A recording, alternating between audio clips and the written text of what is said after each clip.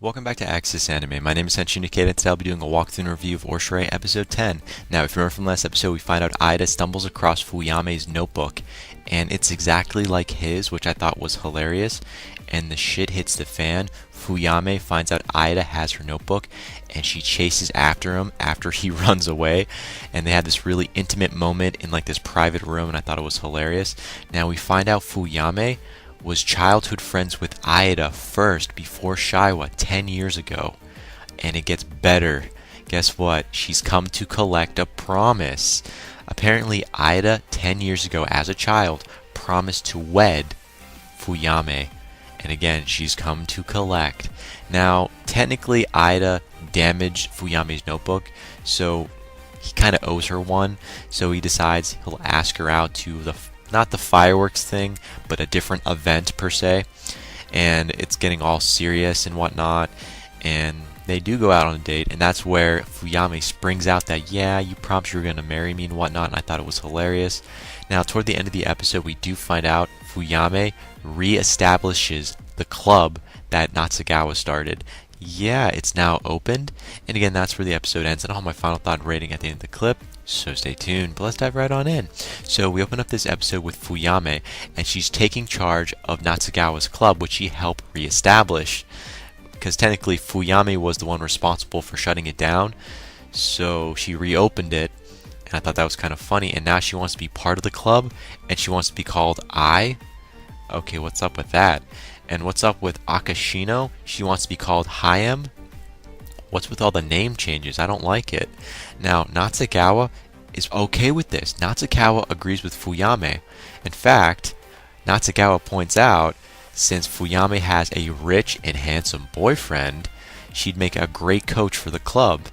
I see what you did there. Oh, I so saw what you did there, and I thought it was hilarious. So now they're using Ida as an example.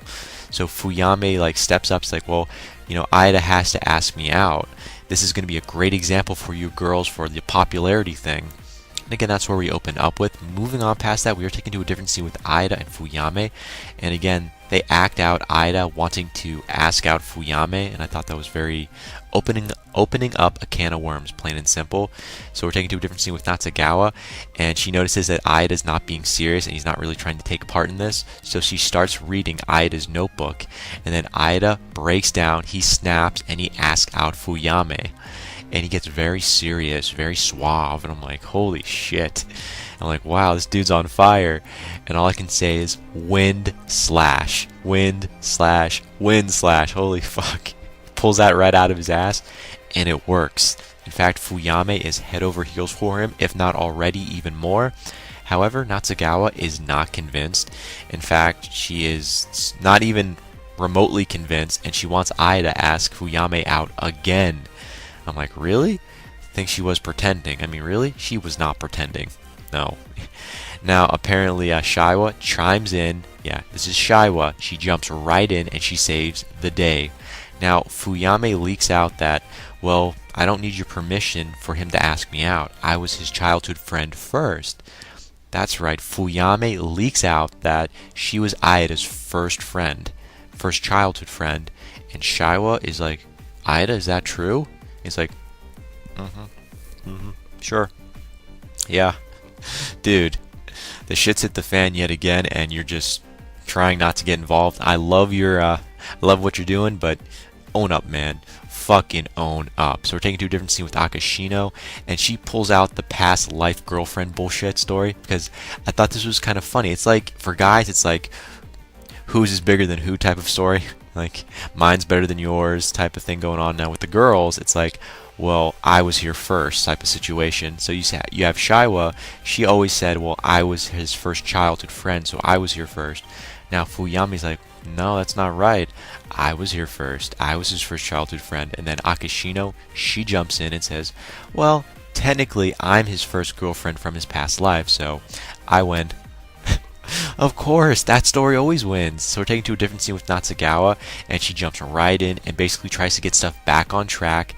And she's actually pointing out that now there are 5 members. Now they need to do something special for the summer. I'm like, oh, it just got interesting. Now, the only reason why Natsugawa basically changed the whole story was because she has no past memories with Aida because she's never been a childhood friend with them, past girlfriend. She's the present fake girlfriend with no memories. So I thought that was definitely worth mentioning. So again, we are taken to a different scene, and apparently it's been pointed out the beach. They should go on a beach trip. I'm like, hey, that makes perfect sense. So their next little project is going to the beach and basically going on a trip. Now the girls, they need swimsuits. That's all they've been talking about. I'm like, Ida, you lucky SOB. They're talking about swimsuits and you're the only guy in the club. And they all like you. Don't fuck it up. You fucked this up. You're going on the wall of shame. It ain't a pretty wall. Yeah, it's in the boys' bathroom. We use it for target practice, and not in the good way. So we're taken to a different scene with Shiwa, and she just walks out. She's unhappy, she's depressed, finding out she's not Ida's first childhood friend that Fuyami was. Kind of was a little, I don't know, it was a shocker. So we're taken to a different scene with Ida, and he actually follows her to the bathroom. He's waiting outside, and I thought that was very weird, but there's an emotional scene coming up, and I thought it was well worth watching. Now, apparently it's been pointed out that although Fuyami was the first childhood friend of Ida has known Shiwa a lot longer, and it means something to him. And I was like, what? Is that a little emotional dialogue there I sense? I think so, buddy. And guess what? Shiwa is all glowy, and she thinks he cares, and he does to an extent. And now she's back. Shiwa is back. She's happy. It's Shiwa. Now apparently Ida does tell Shiwa that they have something.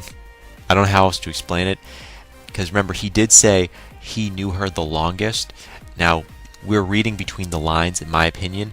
That means he has a thing for her. He just doesn't have the cojones to fucking say it. And I thought it was hilarious regardless. Now we are taken to a different scene with Shiwa, and she actually asked Ida out, I guess, to help her with picking out a swimsuit.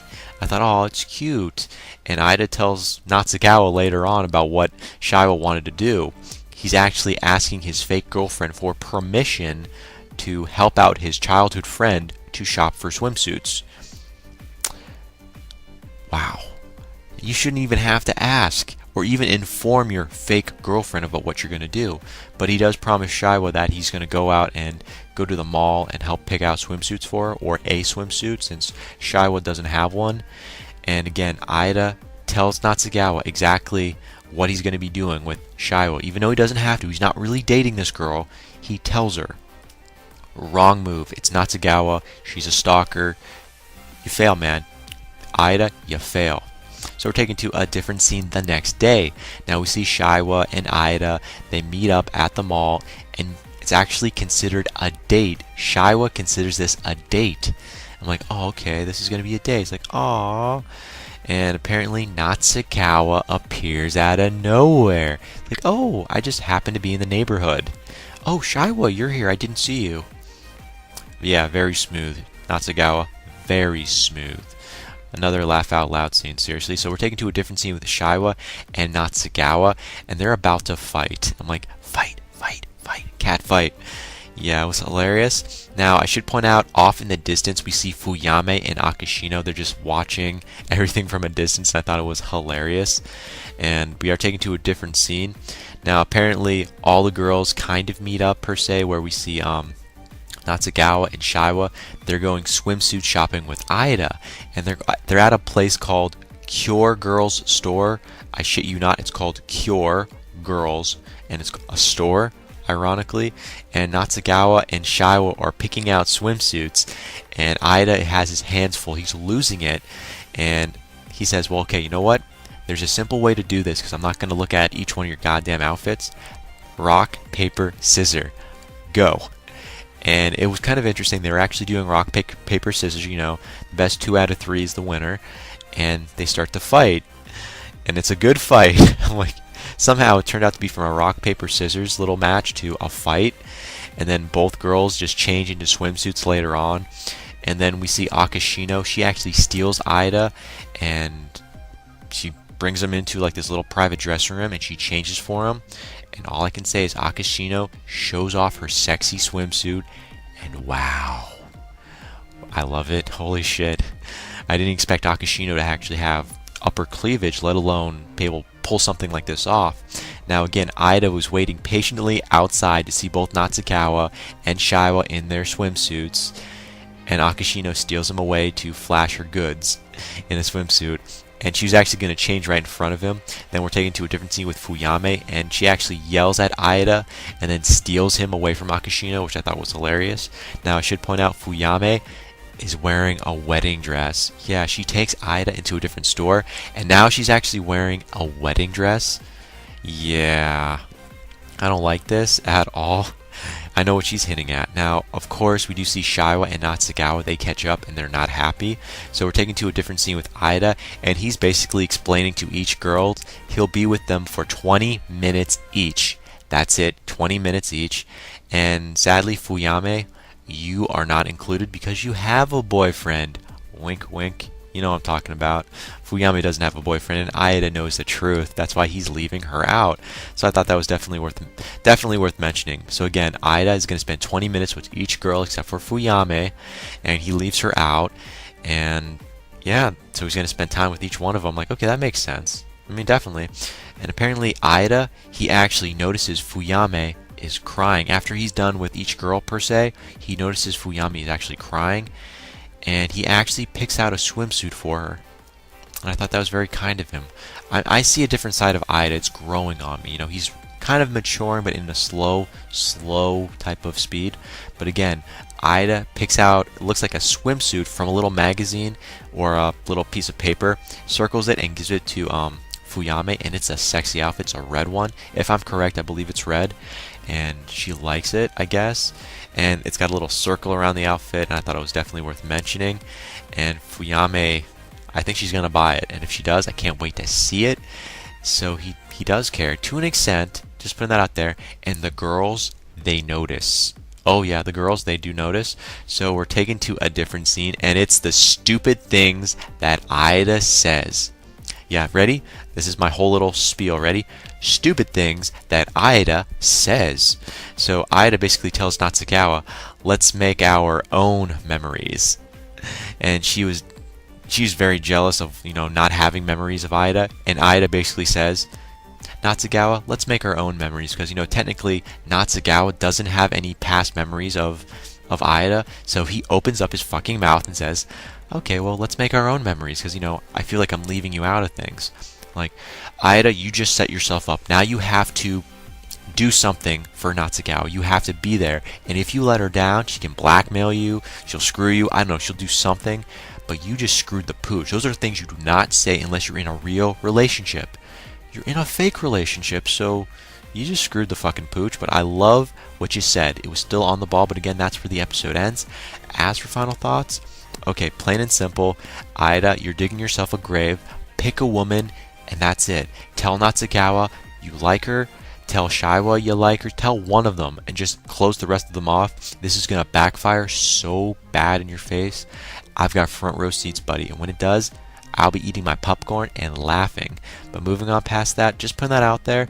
Akashino, when are you going to give up on this previous life girlfriend bullshit? You're not. There's no proof, and I think you're crazy and high off your rocker. Plain and simple. Now, moving on past that, this little beach trip, I can't wait to see the footage, the pictures, you name it. Come on, this is going to be a great filler episode in my opinion. If it is a filler episode, of course. I hope it's not, though. I hope it's something else. But again, that is it for my final thoughts. As per my rating, come on, 4 out of 5. I'm giving this a 4 out of 5 because, first of all, we get to see Fuyami in a wedding dress. We get to see Akashino in a swimsuit, as well as the other girls in swimsuits. But, to be honest, the top 3 outfits in this episode was seeing Fuyami in a wedding dress, Natsukawa in a swimsuit. Holy shit, she looks hot. But sadly, we don't get to see Fuyami in a swimsuit technically. We get to see the swimsuit that she'll be wearing, the red one that Ida points out that he picked out for her. But if I had to put her on the top 3, she definitely would make it. But again, nothing too special beyond that other than, was there any fight scenes? No. Natsukawa and Shiwa were going to fight, but nah, it wasn't there. However, was there drama? Was there romance? Fuck yes. Fuyami was drooling over Ida the whole time from start to finish. And yeah, there was some stuff in the middle per se. But again, that ends it for my rating. Yet again, 4 out of 5. Final rating. And that ends it for my walkthrough and review of Oreshura episode 10. But definitely comment down below, let me know, thumbs up, thumbs down. Definitely subscribe, check me out on Twitter, and follow me if you like. But again, guys, let me know what you thought of this episode, and let me know what you think's gonna happen in the next episode that's coming out. But guys, I gotta hit the bricks, and I gotta go. And before I go, I gotta say it, and I always say it: you can't stop the access, but you can watch the feed. I'll see you later, guys.